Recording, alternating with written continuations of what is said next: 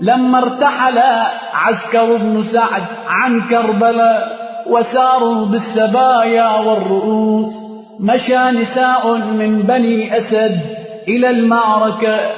إلى معركة كربلاء، وكانت في حي قريب من الواقعة، فرأت جثث أولاد الرسول وأفلاذ الزهراء البتول وجثث أنصارهم تشخب الدماء من جراحاتهم، فتداخل النساء من ذلك تمام العجب، فابتدرن إلى حيهن وقلنا لأزواجهن ما شهدن، ثم قلنا لهم ماذا تعتذرون من رسول الله وأمير المؤمنين وفاطمة الزهراء عليهم السلام إذا وردتم عليهم، حيث أنكم لم تنصروا أولادهم ولا دافعتم عنهم بضربة سيف ولا بطعنة رمح. وبقيت النسوة يجلن حولهم ويقولن لهم إن فاتتكم نصرة تلك العصابة النبوية فقوموا الآن إلى أجسادهم الزكية فواروها، فبادروا إلى مواراة أجساد آل الرسول وادفعوا عنكم بذلك العار. فقالوا إننا نخاف من عبيد الله بن زياد وابن سعد تصبحنا خيولهم وينهبوننا أو يقتلوا أحدنا.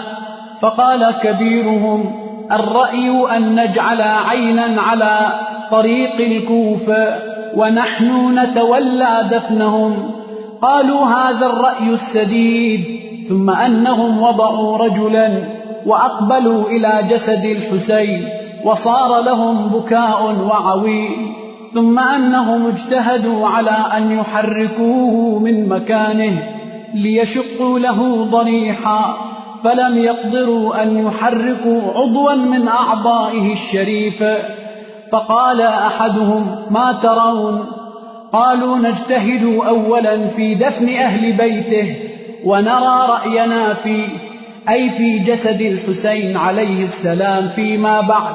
وبينما هم كذلك إذ بفارس طلع عليهم على متن جواده وقد ضيق لثامه، فلما رأوه انكشفوا عن تلك الجثث الزواكي، فأقبلا ونزلا عن جواده وتوجها نحو جسد الحسين، وصار منحنيا كهيئة الراكع حتى أتى ورمى بنفسه على جسد الحسين، فجعل يشمه تارة ويقبله أخرى، وقد بل لثامه من دموع عينيه.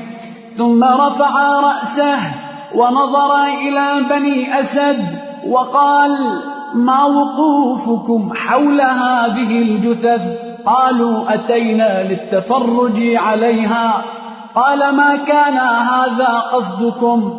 فقالوا نعم يا أخ العرب، الآن نطلعك على ما في ضمائرنا، أتينا لندفن جسد الحسين. قال بنو أسد فخط لنا خطا في الأرض وقال احفروها هنا، ففعلنا ووضعنا فيها 17 جثة، ثم خط لنا خطا آخر وقال احفروها هنا، ففعلنا ووضعنا فيها باقي الجثث، واستثنى جثة واحدة، فأمرنا أن نشق لها ضريحا مما يلي الرأس الشريف، ففعلنا. وقال لهم أما الحفيرة الأولى ففيها أهل بيت الحسين، وأما الحفيرة الثانية ففيها أصحابه، وأما القبر المنفرد مما يلي الرأس الشريف فهو لحامل راية الحسين حبيب بن مظاهر.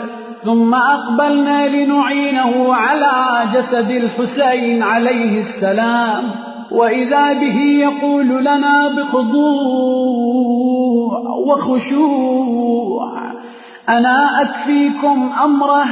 فقلنا: يا أخ العرب، كيف تكفينا أمره وكلنا اجتهدنا على أن نحرك عضوا من أعضائه فلم نقدر عليه؟ فبكى بكاء شديدا وقال: إن معي من يعينني عليه. ثم جثى على الأرض وبسط كفيه تحت ظهر الحسين الشريف: ويلي حين ظهر أعلموه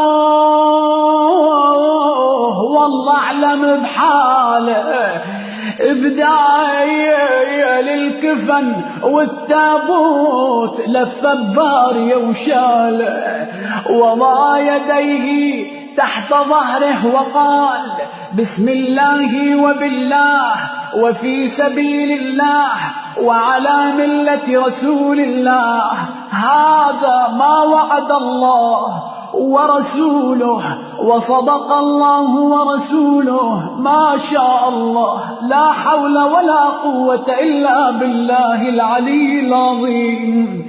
ثم قال: يا بني أسد، علي بحصير. قالوا: ما تصنع بها؟